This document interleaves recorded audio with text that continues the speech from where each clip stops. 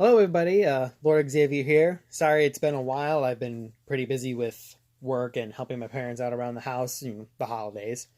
And so I didn't have a lot of time to actually play Sword and Shield for a bit. But I got managed to get some time in. I got through the third and fourth gyms, so wanted to do my review up until those parts. And also I have a little update at the end of the video regarding what I'm going to be doing in the future for the next month. So let's talk about um, up to the third gym. Like I said at the end of the last video, it didn't take long to get to the next gym. You had to go back to Motorstoke, so there was a mine and then a little tiny route in between to get through. So once again, feels a little bit rushed, just going bam, bam, bam, gym, gym, gym. But so you had to fight Bede, whatever his name is, in the mine, and he's just as lovely as ever. Uh I know I feel like they were trying to harken with his character. They're trying to get back to like, oh hey, remember in Gen 1 when your rival was a total jerk? Well, we're gonna do that again. And so far, he's all right. I kind of like to hate him a little bit, but at the same time, he's kind of the same as got the same issues as Hop. He always talks this big game, and yet I'm able to easily destroy his team. So it's a little funny. And then so the fire gym actually kind of ticked me off a little bit. The gym mission is you had to catch or defeat Pokemon. And you're facing against other trainers who will actually try and fight against you, and not just the wild Pokemon to try and catch it. And defeating a Pokemon is 1 point, catching it is two. You get 5 points.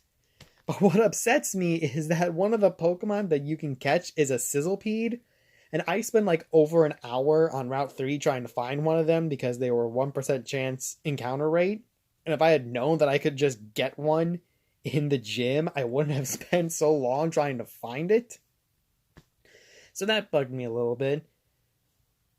But then I made it through and I actually got to the third gym leader, the fire type gym leader, and kind of the same thing happened with Nessa. I underestimated him a little bit, and he actually gave me a bit of trouble.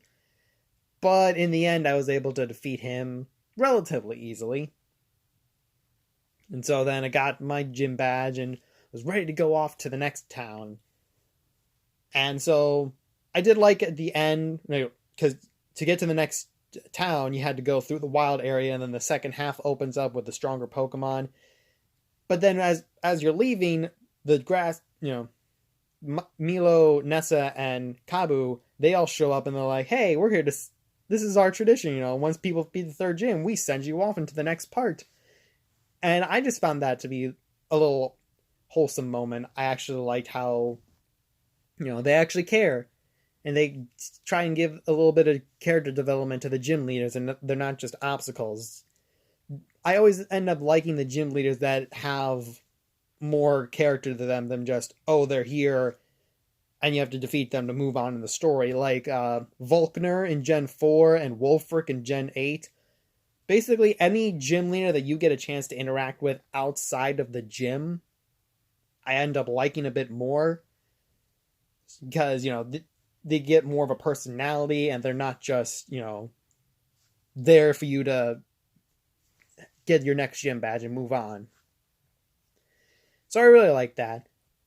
And then, so go through the wild area onto the next town where the 8th gym leader actually is, but you don't get to fight him yet, obviously. And then right as you get to the exit, Bede and Hop went to have a fight because Bede was talking crap again. And then you find out that Hop got beaten by Bede, which, it's your easy going rival. Of course, he's going to get his butt kicked. But then that actually changes him a little bit. Go through. I'll get touch on that in a little bit. You go through Hammerlock, I believe. Yeah, Hammerlock. Go through all that. You meet the 8th gym leader. He's a really cool dude. He's a giant. He is really tall. I think he's like that guy who's like, how tall are you? 6'9". He's just really tall. And I like him. He seems energetic and cool. Get a little history lesson with the legend of Galar with Sonya again. And that's all nice and dandy. Then you get to Route 6, and you're fighting Team Yell again, and of course Hop's there, so you're thinking, oh, another double battle, here we go. But Hop actually lets you take a handle on it, and after the fight, he actually admits to you that he doesn't like being weak, because he feels like he's dragging down his brother's name as the unbeatable champion. And that actually gives you a little bit of... Actually gives, and me at least, I actually gained a bit more, like, respect for Hop, I would say. Like, I still kind of don't like him right now as a rival, but as a character, it definitely does make you appreciate him more when he realizes that, you know, he's not just trying to act all big and tough for himself, but he feels like if he's weak, then people will view his brother as being weak. And I actually like that he's actually looking out for someone other than himself. So, yeah, then you go through the 6th route and you get to Stownside, which I think is the silliest name for a town. And you go through and you fight the gym leader, which this is actually one of 2 towns where, depending on your version, you get different gym leaders. In Sword, what I play is the fighting type gym leader, Bay, which she is Bay, I'm telling you right now. But in the Shield version, you get the ghost type gym with Alistair. And this is another... I think this is the gym mission so far that I like the least, mainly because of what you have to do. So in the fighting gym, you are in like this... If you've ever been to the amusement parks where you're in the teacups and you have and you can spin the cup as you're spinning around, that's essentially what you're doing, and you're just falling through the different levels of the gym mission with it. But in order to get the different direction, you have to spin your stick.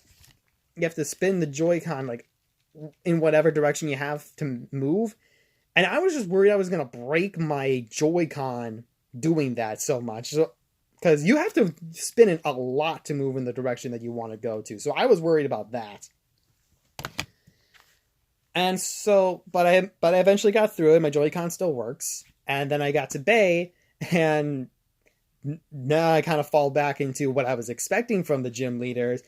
I had a Corviknight. I one-shotted every single one of our Pokemon. They didn't even get a chance to attack. Just Drill Peck, Dynamax, Max Airstream, boom. That was it. And that was more what I was expecting.